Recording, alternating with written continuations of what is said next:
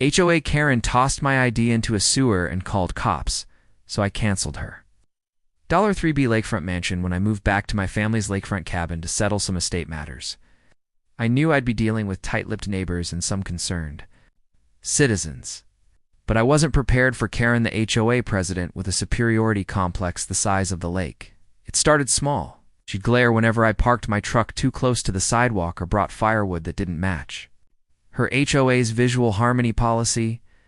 But since my property sat just outside the HOA boundaries, I mostly ignored her antics until one afternoon, when it all exploded. I was unloading groceries when Karen stormed up with 2 clipboard-toting sidekicks and asked me to show ID too, prove I belonged in the community. I chuckled and handed over my driver's license, expecting her to glance and move on. Instead, she snatched it, looked me in the eye, and threw it down a nearby sewer drain. "People like you don't belong here," she sneered. Then she pulled out her phone and called 911, claiming a suspicious trespasser was refusing to leave. Cops showed up fast. I was calm, explained everything, but with no ID on me. Karen thought she had the upper hand. "Big mistake," I asked one of the officers to check the county database.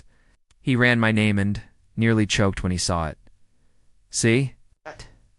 What Karen didn't know is that I'm not just a property owner. I'm also the majority shareholder in the development company that leases land to her HOA. Yep, I inherited it when my father passed away last year. That includes Karen's sprawling $3 billion lakefront mansion, which sat on long-term lease land that she never truly owned, just rented from us and the lease. It had a clause. Any behavior that publicly disgraces or legally endangers the property owner can result in immediate termination of the lease with no compensation within 48 hours.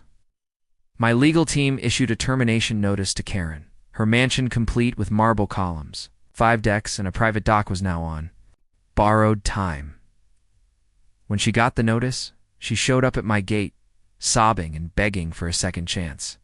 But I simply pointed to the storm drain and said, "You tossed away your chance the day you tossed my ID."